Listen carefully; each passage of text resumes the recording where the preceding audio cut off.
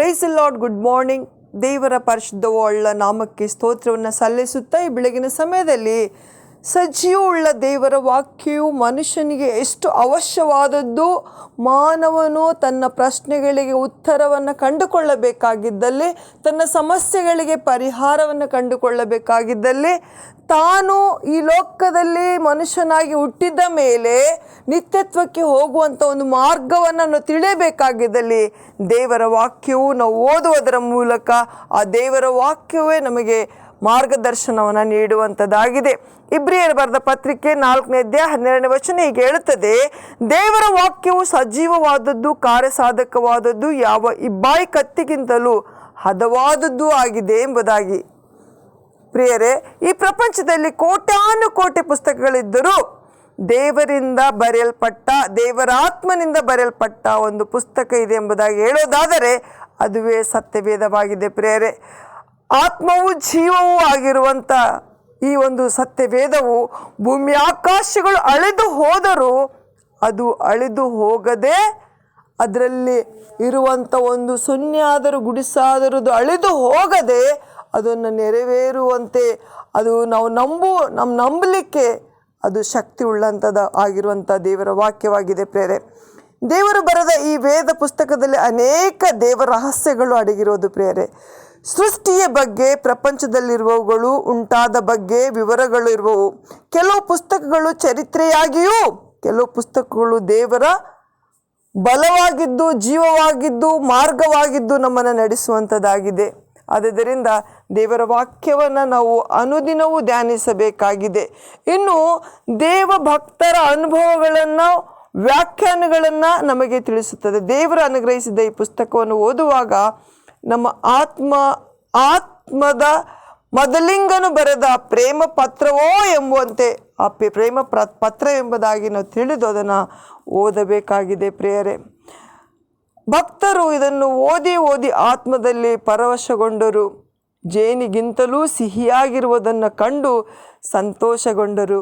ಈ ವೇದ ವಾಕ್ಯಗಳು ಆತ್ಮವನ್ನು ಚೈತನ್ಯಗೊಳಿಸುವಂಥದ್ದಾಗಿದೆ, ಉಜ್ಜೀವನಗೊಳಿಸುವುದು, ಬುದ್ಧಿಹೀನರನ್ನು ಜ್ಞಾನಿಗಳಾಗಿಸುವಂಥದ್ದು, ಲೋಕ ಪ್ರಖ್ಯಾತಿಯಾದ ಕೊಹಿನೂರ್ ವಜ್ರಕ್ಕಿಂತಲೂ ಅಮೂಲ್ಯವಾದದ್ದು. ಇದು ಬೆಲೆ ಕಟ್ಟಲಾಗದಂಥ ಪುಸ್ತಕವಾಗಿದೆ. ಪ್ರೇರೆ, ಕಾರಣ ಇದು ದೇವರಾತ್ಮನಿಂದ ಭಕ್ತರ ಮೂಲಕವಾಗಿ ಬರೆಯಲ್ಪಟ್ಟ ಪುಸ್ತಕವಾಗಿದೆ.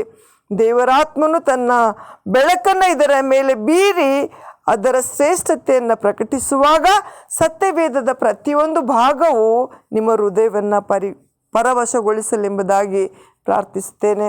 ಸತ್ಯವೇದದ ವಾಕ್ಯಗಳು ಪ್ರಾಮುಖ್ಯತೆಯನ್ನು ಕುರಿತು ಕೀರ್ತನೆ 1ರಲ್ಲಿ ನೋಡುತ್ತೇವೆ, ಹಾಗೂ ಕೀರ್ತನೆ 1:19 ಓದ್ತೇವೆ, ಹಾಗೂ 119ನೇ ಕೀರ್ತನೆಯಲ್ಲಿ ನಮಗೆ ತಿಳಿಸ್ತದೆ. ಈ ಸತ್ಯವೇದದ ವಾಕ್ಯಗಳನ್ನು ಆಧಾರವಾಗಿಟ್ಟುಕೊಂಡು ಅನೇಕ ದೇಶಗಳ ಕಟ್ಟಳೆಗಳು, ಸಂವಿಧಾನಗಳು, ಕಾನೂನುಗಳು ಬರೆಯಲ್ಪಟ್ಟಿದೆ. ಪ್ರಿಯರೇ, ಈ ವೇದವಾಕ್ಯಗಳ ಸಹಾಯದಿಂದ ಆಡಳಿತ ನಡೆಸಿದ ಅರಸರು, ರಾಷ್ಟ್ರಾಧ್ಯಕ್ಷರು ದೇವರ ಆಶೀರ್ವಾದ ಹೊಂದಿರುವರು. ಅಮೆರಿಕ ದೇಶದ ರಾಷ್ಟ್ರಾಧ್ಯಕ್ಷರಾಗಿದ್ದ ರೊನಾಲ್ಡ್ ರೀಗನ್ ಅವರು ಹೀಗೆ ಹೇಳ್ತಾರೆ, ಈ ಪ್ರಪಂಚದಲ್ಲಿ ನಮಗೆ ಎದುರಾಗಿರುವ ಎಲ್ಲ ಸಮಸ್ಯೆಗಳಿಗೂ, ಪ್ರಶ್ನೆಗಳಿಗೂ ಉತ್ತರವನ್ನು ಈ ವೇದ ಪುಸ್ತಕದಲ್ಲಿ ಕಂಡುಕೊಳ್ಳಬಹುದು ಎಂಬುದಾಗಿ ಅವರು ಹೇಳಿದರು. ಪ್ರೇರೆ, ದೇವಜನರೇ, ಈ ವೇದ ಪುಸ್ತಕವನ್ನು ಪ್ರತಿದಿನವೂ ಓದಿರಿ, ಧ್ಯಾನಿಸಿರಿ. ನಿಮ್ಮ ಸಮಸ್ಯೆಗಳಿಗೆ, ಪ್ರಶ್ನೆಗಳಿಗೆ ಉತ್ತರವನ್ನು, ಪರಿಹಾರವನ್ನು ಕಂಡುಕೊಳ್ಳಲು ಸಾಧ್ಯವಾಗುತ್ತದೆ. ದೇವರ ವಾಕ್ಯ ಹೇಳ್ತದೆ, ಮತ್ತಾಯನ ಬರೆದ ಸುವಾರ್ತೆ 7:24 ಈ ನನ್ನ ಮಾತುಗಳನ್ನು ಕೇಳಿ ಅವುಗಳಂತೆ ನಡೆಯುವನು ಬಂಡೆಯ ಮೇಲೆ ಮನೆ ಕಟ್ಟಿಕೊಂಡ ಬುದ್ಧಿಯುಳ್ಳ ಮನುಷ್ಯನಿಗೆ ಹೋಲುವನು ಎಂಬುದಾಗಿ.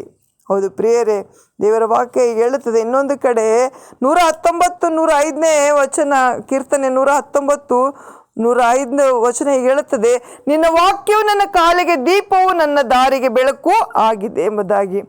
ನೀವು ಎಡವಿ ಬೀಳದಂತೆ ನಿಮ್ಮ ಕಾಲುಗಳಿಗೆ ಒಂದು ದೀಪ ಅಗತ್ಯವಾದದ್ದು. ಆ ದೀಪವು ಬೆಳಕು ನಿಮ್ಮನ್ನು ಸರಿಯಾದ ಮಾರ್ಗದಲ್ಲಿ ನಡೆಸುವುದು. ಆ ದೀಪವನ್ನು ಬೆಳಕನ್ನು ದಯಪಾಲಿಸುವವನು ದೇವರಾತ್ಮನು. ಅದುವೇ ದೇವರಾತ್ಮನಿಂದ ಬರೆಯಲ್ಪಟ್ಟ ದೇವರ ವಾಕ್ಯವಾಗಿದೆ ಪ್ರೇರೆ. ಹಗಲಿನ ವೇಳೆಯಲ್ಲಿ ಸೂರ್ಯನು ಬೆಳಕು ನೀಡಿ ಎಲ್ಲೆಲ್ಲಿ ಏನೇನೋ ಇರುವುದು, ಮುಂದೆ ಬರಲಿರುವ ಅಪಘಾತದಿಂದ ಹೇಗೆ ತಪ್ಪಿಸಿಕೊಳ್ಳುವುದೋ ಎಂಬುದೆಲ್ಲವನ್ನು ತೋರಿಸುವುದು. ಆದರೆ ರಾತ್ರಿ ವೇಳೆಯಲ್ಲಿ ಭಯಂಕರವಾದ ಕಾರಿರುಳು ಮುಸುಕುವಾಗ ಮುಂದೆ ಏನಿರುವುದೆಂಬುದನ್ನು ನಾವು ಅರಿಯದೆ ತಡವರಿಸುತ್ತೇವೆ. ಆಗ ಅಯ್ಯೋ, ಒಂದು ಚಿಕ್ಕ ದೀಪ ಇದ್ದಿದ್ದರೆ ಒಳ್ಳೆಯದಾಗಿತ್ತು ಎಂದು ನೆನೆಸುತ್ತೇವೆ.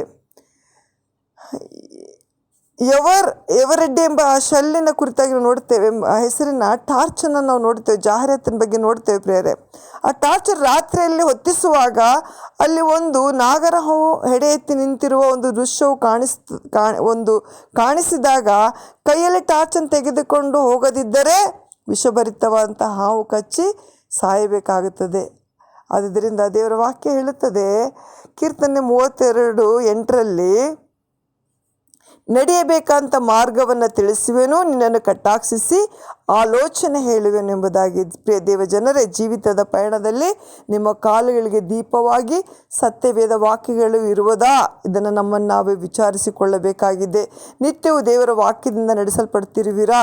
ಹಾಗೆ ನೀವು ನಡೆಸಲ್ಪಡ್ತಿರುವುದಾದರೆ ನೀವು ಎಡಕ್ಕಾಗಲಿ ಬಲಕ್ಕಾಗಲಿ ತಿರುಗಿಕೊಳ್ಳುವಾಗ ಇದೇ ಮಾರ್ಗ, ಇದರಲ್ಲೇ ನಡೆಯಿರಿ ಎಂದು ನಿಮ್ಮ ಹಿಂದೆ ಆಡುವ ಮಾತು ನಿಮ್ಮ ಕಿವಿಗೆ ಬೀಳುವುದು.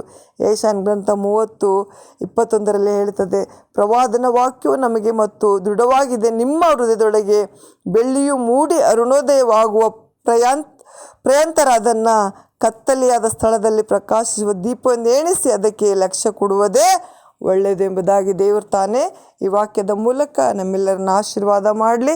ದೇವರ ವಾಕ್ಯವು ಪ್ರತಿದಿನವನ್ನು ಓದಿ ಆತ್ಮಿಕವಾದಂಥ ಲಾಭವನ್ನು ಪಡೆದುಕೊಳ್ಳ್ರಿ. ದೇವರು ತಾನೇ ನಿಮ್ಮೆಲ್ಲರನ್ನು ಆಶೀರ್ವದಿಸಲಿ. ಆಮೇನ್. Praise the lord.